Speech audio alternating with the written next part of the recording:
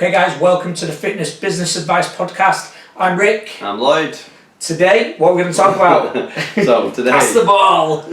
So all the time we ask for questions from you guys. We ask for questions on specific advice that you need, anything that's going on in your business, or specific topics that you want to hear us talk about.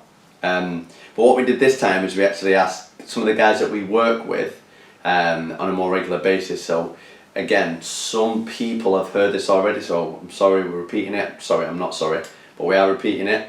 And some people, if you're watching, haven't heard it. So me and Rick actually run a mentoring business, and we help people with fitness businesses improve the business all the time, which is why we're doing this shit. So because we feel like we know what we're talking about now. Yeah.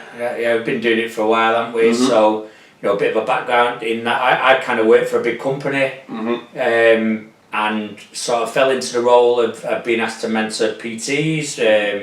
We laugh and joke about this, and definitely where I'm concerned, one of the reasons we do this is because certainly me, I'm old. Yeah, we're old. I'm old for a PT now. Yeah, we've done our time, and I kind of I fell into the role of being asked to help other PTs for a big fitness company. Yeah. Then we met, didn't we? Mm-hmm. And as you wanted to set up your own gym and do you build your own brand and business and everything. Yeah. It was just I got in touch with Rick about just helping me solve some of the really common issues in shit PT businesses at first, like some of the stuff that we talk about in here, payment systems and programming and all sorts of like basic stuff that like a lot of PTs do, they do wrong and not really understand where the business is failing. So I went through the program with Rick, and then now I'm part of it, helping the PTs run their business. So not just PTs now as well, as gym owners and yoga instructors and all sorts of fitness businesses, because karate studios.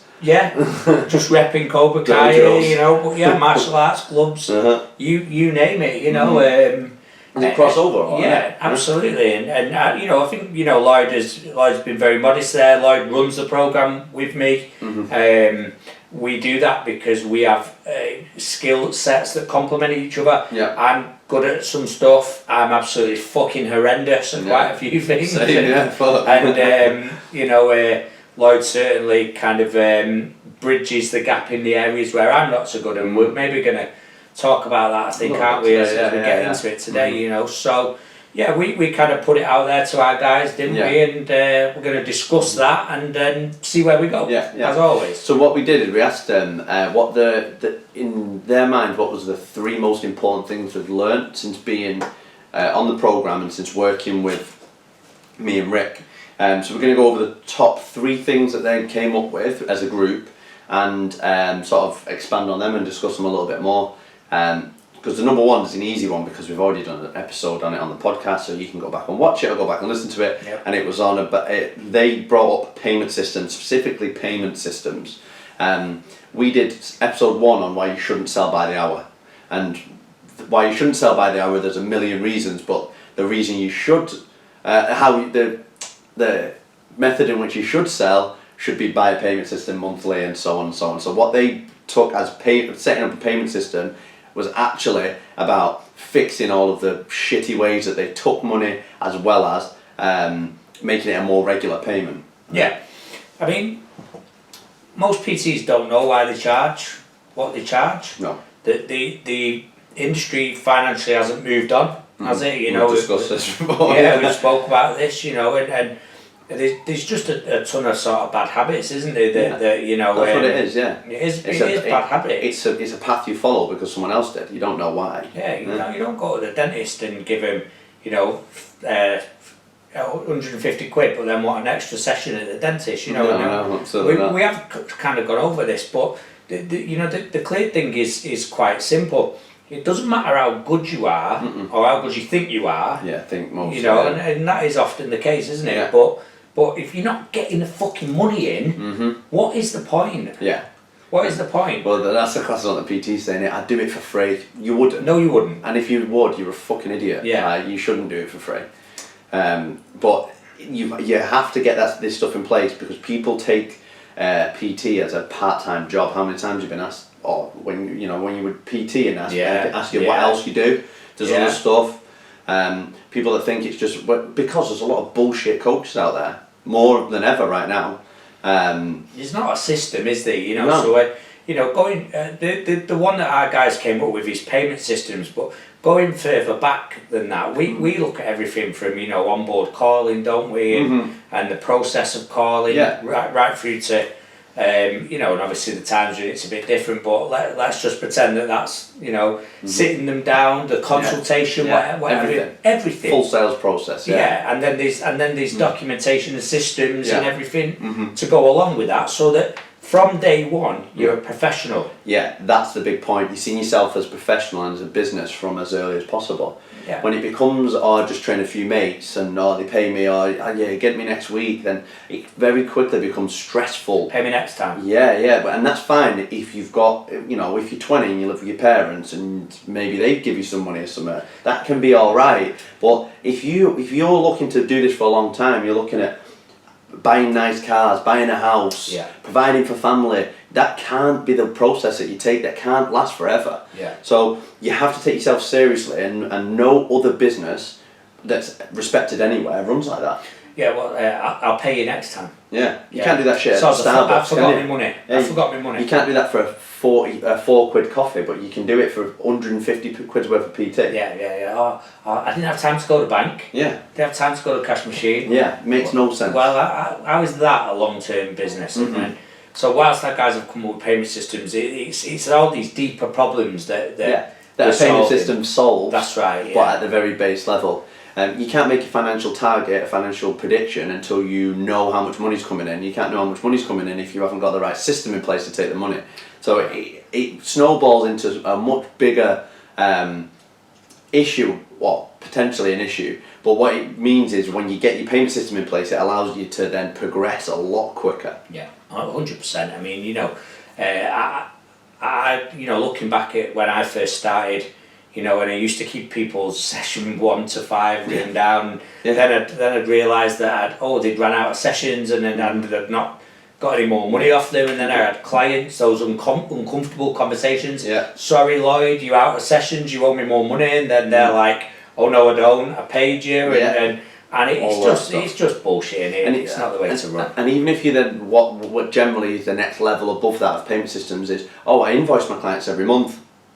Cool, but can they cancel 5 days before you send them the invoice? The day before, hours before. Actually, I know you sent me the invoice, but I can't actually do this month. Is there cancellation policies in place? Is there a full program, full procedure around how you pay? I'm going on holiday, so I'll restart next month. I'll do half of it this month because I'm going to be away for 2 weeks. Is that the problem? Because it probably is. If you think that you're beyond selling hours, but because you do monthly and you invoice, it's not the end of the problem. It has to be looked at as a much bigger position, and then, like we said, it's viewing yourself as professional from the beginning and allowing yourself to progress financially properly. So while we're talking about, and our guys have mentioned the payment system, that is one element of the whole process, isn't it? And it's about getting your payment systems, whatever they are. They can be different for each business as well. It's got to fit your business. It's got to fit your goals, but you don't have to just follow the trends within the industry. We do this all the time. We use metaphors from other industries, and like Ric's already done one about the dentist. You could never ever say that to a dentist, and nobody ever would. You wouldn't dream of doing it. And like I said, you wouldn't do that for a much cheaper product. You couldn't do that at McDonald's. I'll pay you next week. Like, they'd tell you to get out, they'd sling you out. So PTs have let it happen over years, which why it happens.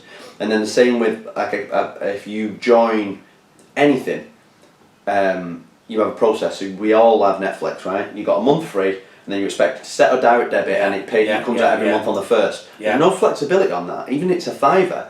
If you're charging 200 quid and you haven't got those same standards in place, what's that say about you as a business? It's not about them, it's about you. So it's crucial. You've got to have your business systems in place. It's something that, if you haven't, it's okay. You're not on your own. Absolutely not. Everyone starts somewhere, don't they? And we only know what we know. You only know what you've been shown. And that's the same for any of us, Absolutely. We're not sat here saying, check us out, we're multi-millionaires and we've never done any of this, because actually we've had times when we've done well, we've had times when we've done not so well, highs and lows, we've had times when we've lost. That's what running a business is, isn't it? Yeah. And that's why we do what we do, because we've been there and we've made the mistakes, and then those mistakes sting and they hurt, don't they? Absolutely, you know? It hurts when you're waiting to be paid and the money doesn't arrive and whatnot like that. People don't necessarily do it on purpose. They don't know your financial circumstances. They're just looking out for their financial circumstances. Absolutely. But in order to build a business that we can grow from, and I think we're going to talk a little bit about that in a minute, aren't we? You know, it's that Lloyd touched on metaphors. You've got to have your foundations in place. Yeah. And how are you going to build your house without your foundations? Yeah. Simple as that. Simple as that. Your foundations are the money side of the business. 100%, yeah. Of course, the purists out there, of course, we're not saying, and we're a big believer in good coaching. Yeah. Yeah. So that's a foundation of the business as 100%, well. 100%, yeah. You've got to be good and got to know what you're doing. But you've got to get paid, and there's nothing wrong with getting paid. Yeah. We've seen plenty of coaches out there with letters after the name or amazing CVs and all sorts that earn next to no cash, because you have to have this side of it to complement the other side. It can't all be technical to make your money, and certain coaches think that, and definitely I think when I was still working in commercial gyms, being a better coach meant that you'd earn more money because you can charge more because of your qualifications. Yeah. People don't give a fuck about your qualifications. They'll still cancel the payment the day before if you don't put something in place to stop them doing that. It's not a hand-in-hand relationship. No. You know, we've seen great coaches making no money, and we've seen really bad coaches making a shit ton of money, loads of money. Absolutely. You know, that stings, but there's nothing you can do about it. You know, whatever. It is. It is what it is. But you've got to have those foundations in place, and that is something that we're all over. Fundamentally, and you know, we'll talk about these two kind of main steps. But people tend to come to us because they're struggling. Yeah. You know, and not just, you know, forget the Ferraris and all that kind of stuff, is they're not even making enough to pay the bills or to have any sort of quality of life. Yeah. So, or they've just got themselves out of a hole like that and they know they can't let it happen again, and they're in the wrong spot. But unless you're prepared to be open-minded and try, at least try something new, make the changes, at least try, then you're never gonna, nothing's gonna change, ever. Because we have a couple of people and you have to learn how to take feedback, don't you? It's part of the programme. We have a couple of people that specifically really struggled with that, Sean and Eunice. Like, they just couldn't at first take anything that was slightly negative about the business, that would argue every point. And when we asked them this question, those two especially, I know it down, said about understanding, trusting the process, being able to take feedback. Janice actually said something about keeping quiet. Oh yeah, learning when not to speak. Yeah. And it's tough when what can happen is, you could, as a coach, you can be the big fish in a small pond very often. The best PT in the place doesn't necessarily run the best business. The guy who sells the most hours doesn't necessarily run the best business. That's true, The best PT from my first gym, he's still in that gym.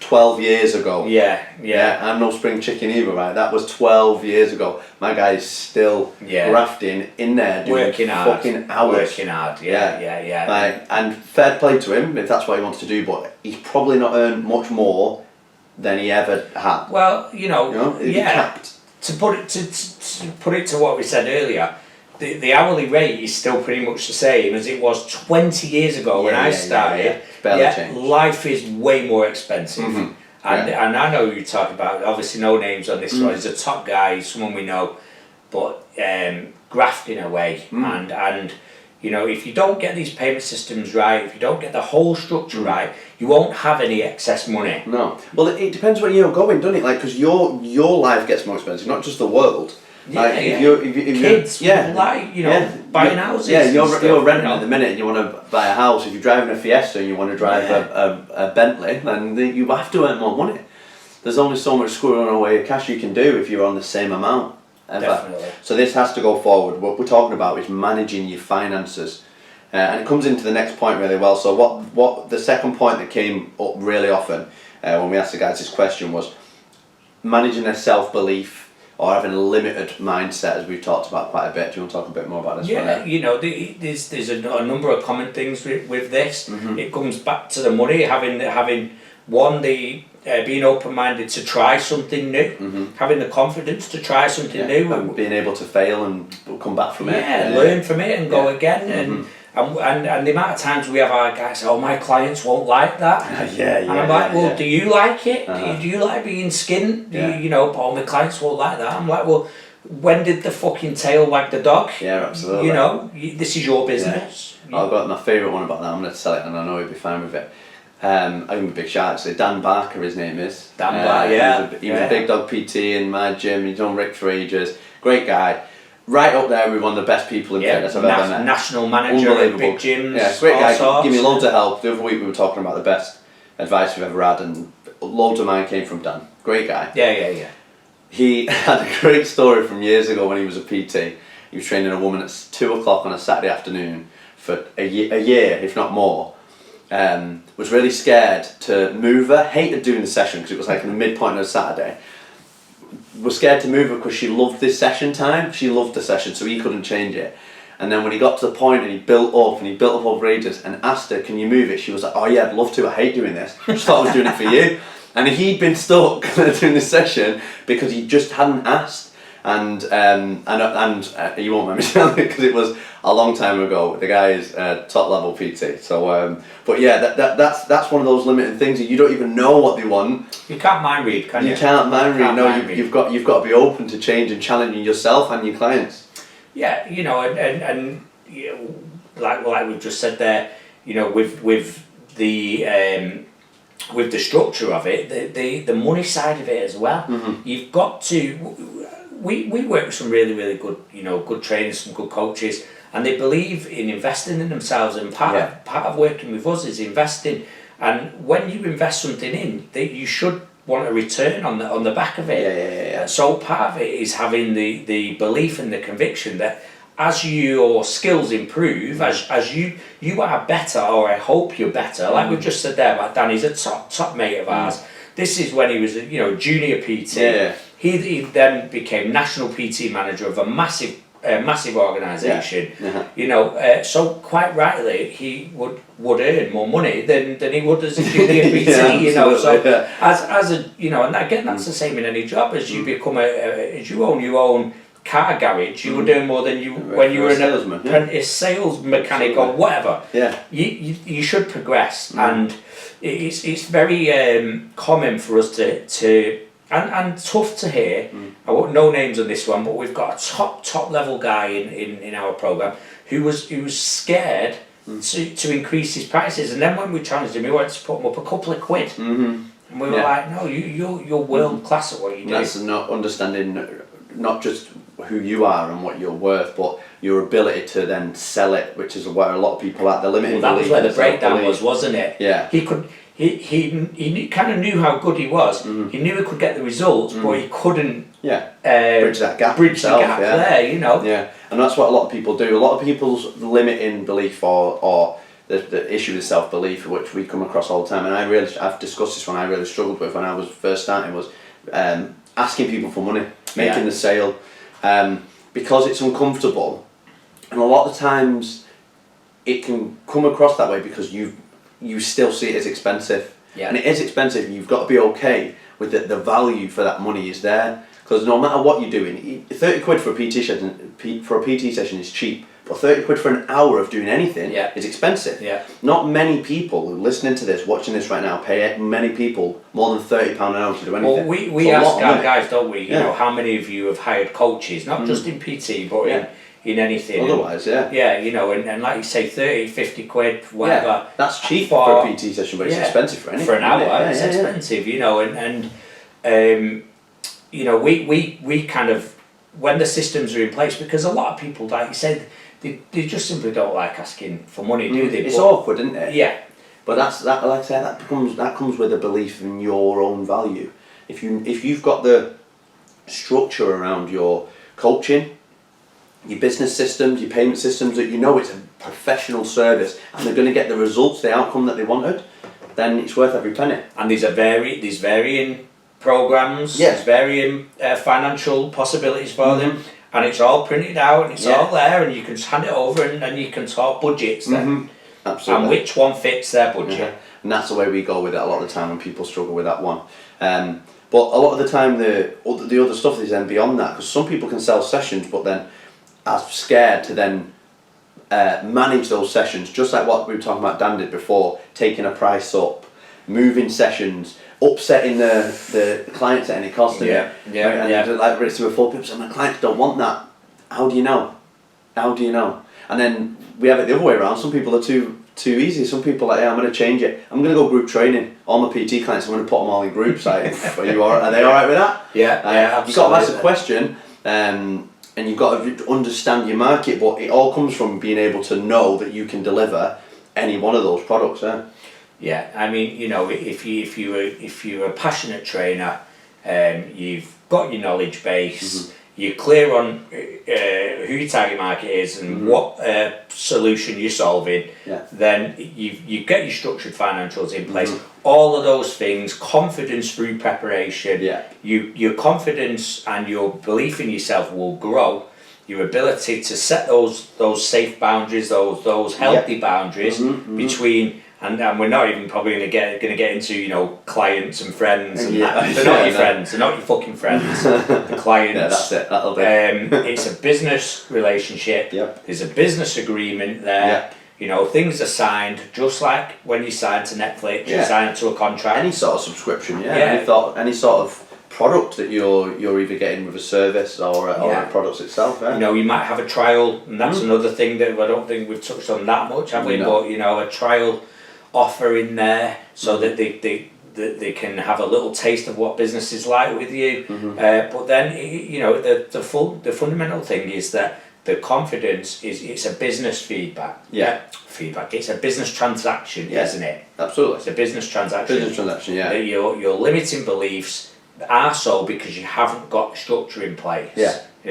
And that your confidence will grow like anything. You practice a sport over and over again. Absolutely. The coach. Repetition. And pushing yourself out of that comfort zone. Then being in one gym and training the same clients might not be what you want, but it might be what you're comfortable doing, and knowing that you're capable. If you can train 15 people, you can train 50 people. If you can train 50 people, you can open a gym, you can go online, you can the accomplishment you make by already being self-employed as a coach is already massive. The risk you take is already massive, so there's no security in it. So you might as well fucking go for it. I mean, there's no security in anything now, is there? But what we believe, and obviously we're going to say this because we've got a program, but it doesn't matter who you work with. It doesn't matter who you work with. There's a ton of people out there that have serve their time and know what they're doing and deliver help and good mentoring and whatnot like that. But one of the fundamentals that they should do is push you outside your comfort zone and push you and challenge the things, because we all revert to our type, don't we? All revert to the things we used to do. 100%. And one of the big things that we're all over is challenging you and pushing those boundaries and pushing those comfort zones. There's nothing wrong with getting better at coaching. There's nothing wrong with earning more money as you get better at coaching. Absolutely. You've got to have the tools in place for that. And one of them is your mindset, isn't it? Absolutely. Go past it, we look at targets. Okay, what targets? How many targets per month do you want your business to? How many clients per month do you want your business to grow by? And some of our guys historically would say, 6 months later, by the end of the year, if I can get 10 more clients, and we're like, okay, well, why not 50? And it's their limiting beliefs and ultimately their structure. That doesn't allow for that. Doesn't allow for that. So there we go. Good. Next one. Go on and on about it. I'm not bit of a soapbox there. We'll just keep repeating ourselves. Not that it fucking does our editing or anything, But the next one's a classic one as well. So it's two-pronged again, like the first one. So we're going the second one. Sorry, we're going to go with. Some people called it keeping it simple. Some people said not overthinking, and I think they come down to the same thing, and they cross over quite a lot. It comes over two things. This one. So keeping it simple is a real common bit of advice that we give to coaches, because as we've talked about, being a good coach and getting results is important.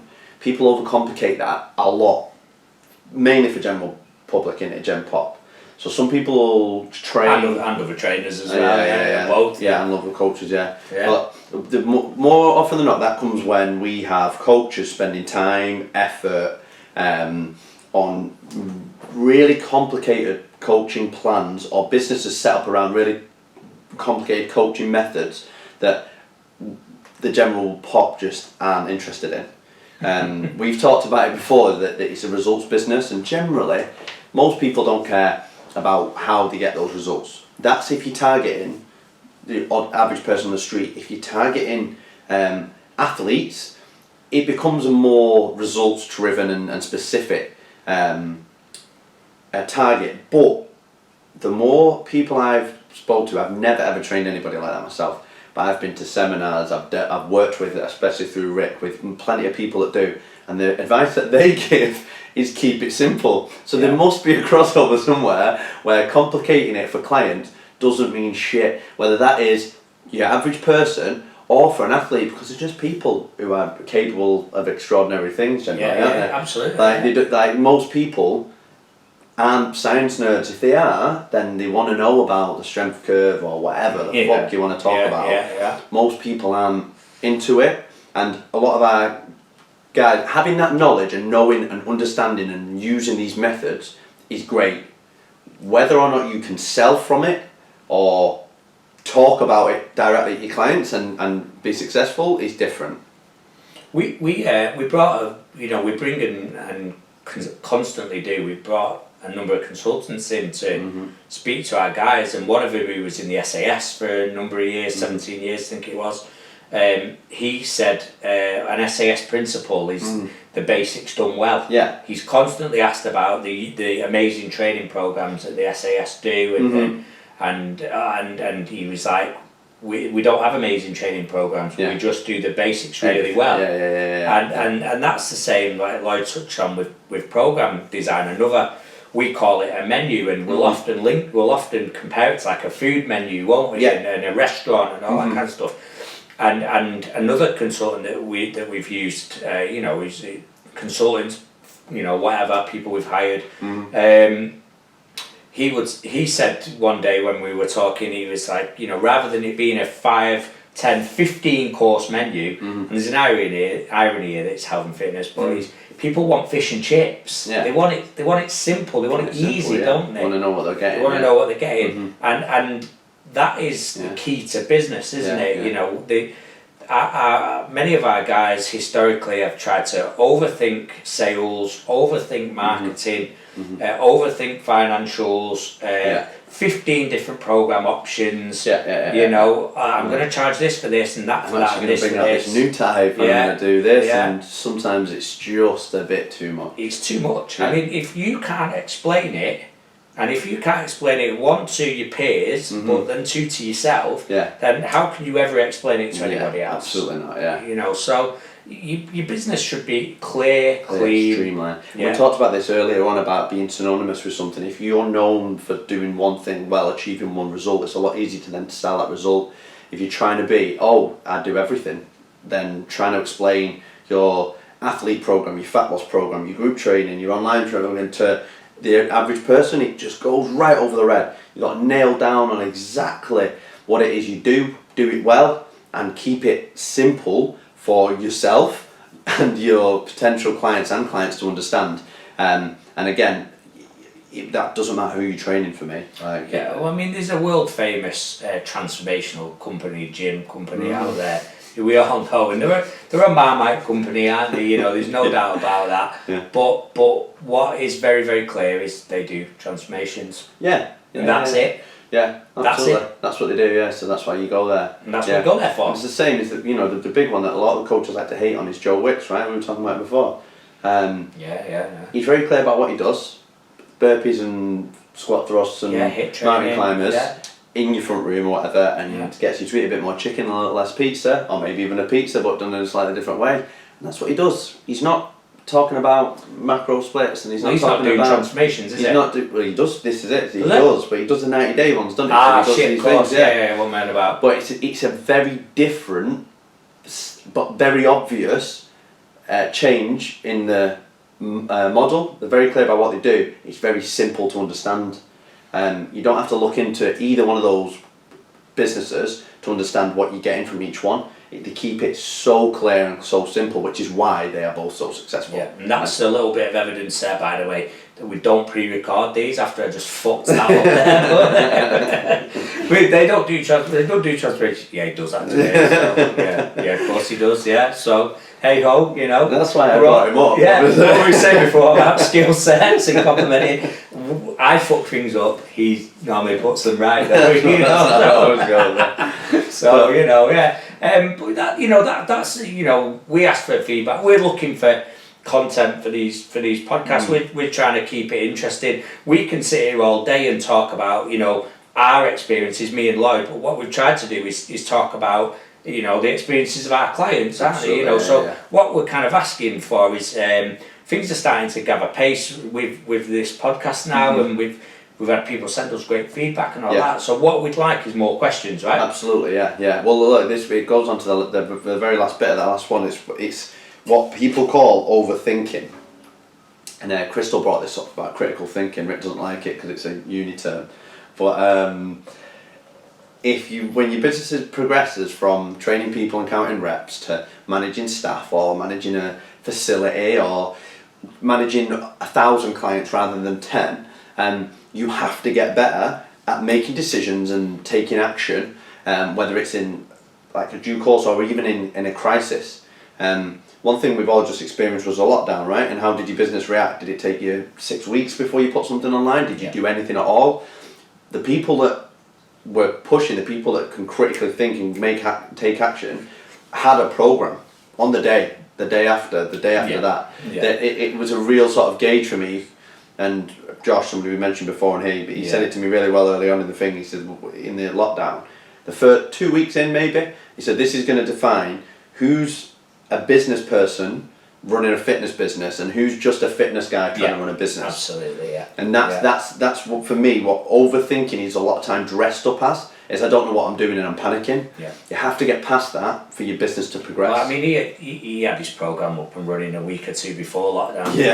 And was just on it, you know, and we, you know, and the ability to make a decision, the ability to you know, stick to it with conviction, to lead. And then it comes back to what he was saying before, like be open to try it and then move on if it doesn't, learn from it. 100%, it's alright, yeah, and that's again something that Josh has talked about before, it's okay to fail, isn't it? Yeah. But the key is, if it's not working, is you stop it, and change, and that's again take lessons and move on, you know, it is, you know, overthinking, there's an old saying overthinking is the thief of time, or whatever. What we're kind of saying is we try and, you know, coach people, and we're quite tough with them, aren't we, to actually make a decision and then do something about it. Yeah, absolutely. Because, you know, we can all talk a good game, can't we? We can all talk a good game. The world's full of people who talk, I'm going to do this, I'm going to do that. Full. And we're like, what have you done? Yeah, and the game's full of them. The PT game's full of them. Again, no names on this one, so I was working in a commercial gym. I was thinking about doing some small group PT aimed at lads who just want to do some lifting. You know, you want to train chest, why not train it with these other two lads and we'll do a bit of spotting for each other and we'll bang it out and whatever. I already had some clients, I'd done some good training. So I was There's no like shirtless training going on there. None of that. Not anymore. So I made some notes about this training and I've sat with another coach and he was discussing about running something similar but more heavy lifting. We talked about the programs, we discussed the methods, we had a little chat about it. A week later, I had 2 guys signed up on mine and his was still on the notepad. 2 weeks later, I had 5 guys on my program, paying me good money, running it 2-3 times a week. His notepad was no longer there and he'd given up on the idea. 6 months later, I got my gym run opened off the back of this program, right? Yeah. It's action and not. What's the one people say in the industry all the time, like fucking overthink death by overthinking or something like that. Oh God, I don't know. But basically like, oh no, because I was trying to make it perfect, so no you didn't. You were just shitting yourself about starting. Yeah. You remember the guy who was writing out his program based on the layout of the gym? and drew up a floor plan of the gym. No, He drew up a full floor plan of the gym, and he was making his program based on the floor plan of the gym, and I was like, what are you going to do when we move the kit? And he was like, I don't know.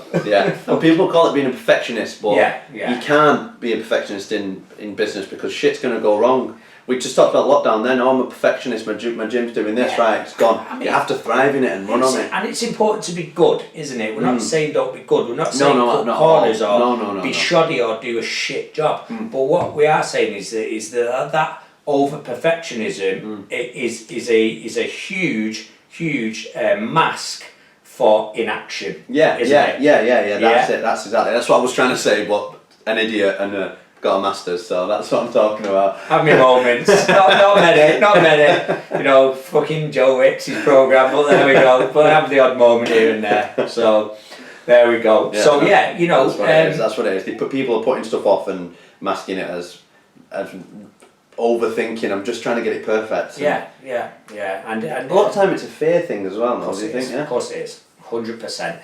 And we're scared to fail, and we're scared for it to be, you know, not perfect and all those kind of things.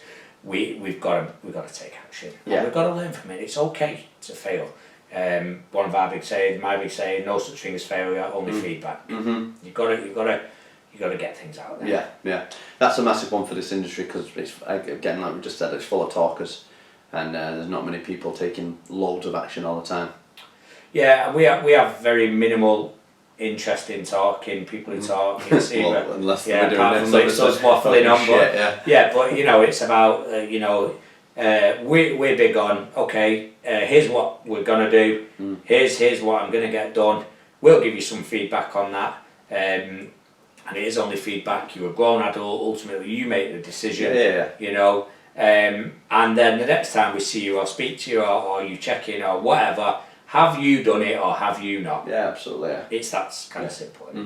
So with that in mind, send us some questions. Get some in.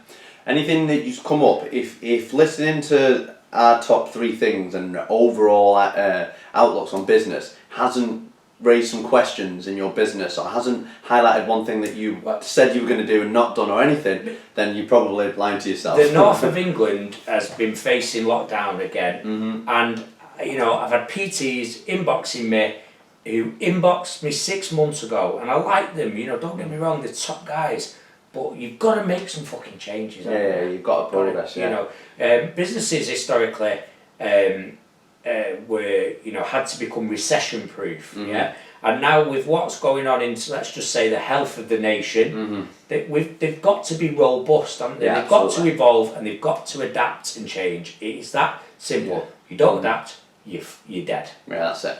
That is it. So get some questions in, like whatever you want to talk about. We've had a few, and that's what we're going to do in next episode. But we need more. We want more. Like the more stuff that we can get deep into, like some specific topics and some specific advice that you need, let us know and we'll get it talked about. We'll get it covered. So as always, give us a share. Spread the word. Share, follow, subscribe. Some reviews would be nice. We've only got a couple.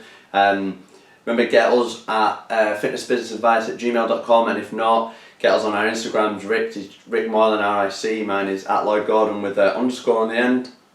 They're all in the description. So just a lot of talking there. It's all in the description. That's so good. Go there, either in the video or in the description of the podcast, and you got it all there. Yeah, we've got some pretty big guests coming on quite soon, haven't we? Look out for those. And that's us, isn't it? So we'll speak to you soon. Cool. In a bit. See you later.